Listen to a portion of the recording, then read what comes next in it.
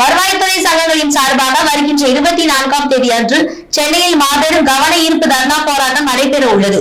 இதற்கான ஆலோசனை கூட்டம் நேற்று புதுக்கோட்டையில் நடைபெற்றது. புதுக்கோட்டை MA கிரானைட் ஹோட்டலில் வருவாய்த்துறை சங்கங்களின் கூட்டமைப்பின் சார்பாக வரும் 24ஆம் தேதி அன்று சென்னை சேப்பாக்கம் எழிலக வளாகத்தில் மாபெரும் கவன ஈர்ப்பு தர்ணா போராட்டம் நடைபெற உள்ளது. இதற்கான ஆலோசனை கூட்டம் நேற்று நடைபெற்றது. கிராம உதவியாளர்கள் முதல் மாவட்ட வருவாய் அலுவலர்கள் வரை அனைத்து மாவட்ட ஊழியர்களும் தமிழ்நாட்டில் இருந்து சென்னையில் நடைபெறும் மாபெரும் கவன ஈர்ப்பு தர்ணா போராட்டத்தில் ஈடுபட உள்ளனர்.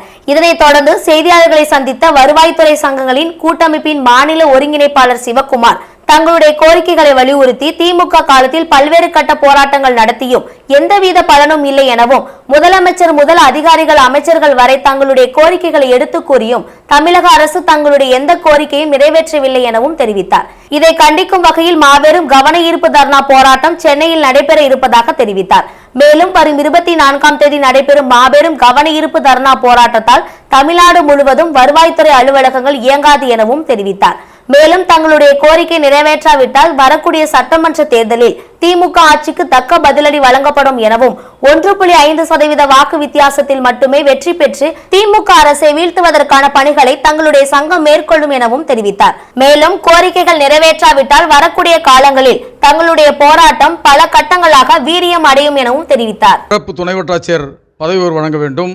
நில அளவையர் பணியிடங்களில் 554 MFS பணியிடங்கள் நிரப்பப்படாமல் உள்ளது. 1 லட்சம் கிட்டத்தட்ட 9 லட்சத்துக்கு மேல் மனுக்கள் இருக்கிறது என்றால் அதை தீர்ப்பதற்கு வாய்ப்பில்லாமல் அந்த பணியிடங்கள் இருக்கிறது. அதற்கு வழிவகை செய்ய வேண்டும் அரசாங்கம். இங்கே இதே போல் பணி பாதுகாப்பு சட்டம் வருவாய்த்துறையில் தேவைப்படுகிறது. கிராம நிர்வாக அலுவலர்கள் கிராமத்தில் பணியாற்றும் பொழுது பாதுகாப்பு இல்லாமல் பணியாற்றுகின்றார்கள்.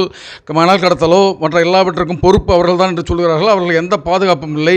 எனவே பணி பாதுகாப்பு சட்டம் வழங்க வேண்டும். அந்த பணி பாதுகாப்பு சட்டம் கேட்கும் பொழுது நாம் எந்த பாதுகாப்பு இல்லை என்றால் முசிறியில் வருவாய் கோட்டாட்சியர் தற்பொழுது சாலை விபத்தில் இறந்தார். அந்த வாகனத்தில் அங்கே ஏர் பலூன் என்ற பாதுகாப்பு வசதி இருந்திருந்தால் இன்றைக்கு அவர்கள் இறந்திருக்க மாட்டார்கள். எனவே அனைத்து அரசு வாகனங்களிலும் அதிகாரிகளுக்கு வழங்குகின்ற வாகனங்களிலே ஏர் பலூன் இருக்கின்ற வசதியை இந்த அரசாங்கம் ஏற்படுத்த வேண்டும்.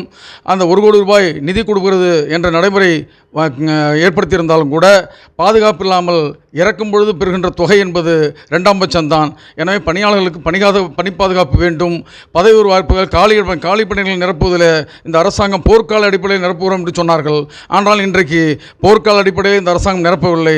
மிகச் சாதாரணமாக மிக மெதுவாக ஆமை வேகத்தில் அந்த பணியிடங்கள் நிரப்புகின்ற பணி இருப்பதால் பணிச்சுமையிலே பணியாளர்கள் மன உளைச்சல் ஆளாகின்ற நிலை இருக்கிறது. ஆய்வுக் கூட்டங்களை தினசரி ஆய்வுக் கூட்டம் மக்கள் பணியே இல்லை என்ற நிலையில் இருக்கிறது.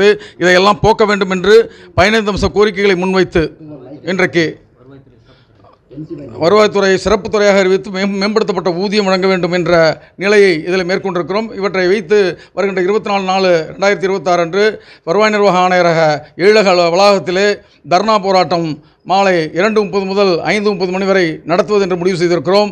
அரசு அழைத்து இந்த கோரிக்கைகளை நிறைவேற்றுவதற்கான நடவடிக்கை எடுக்க வேண்டும்.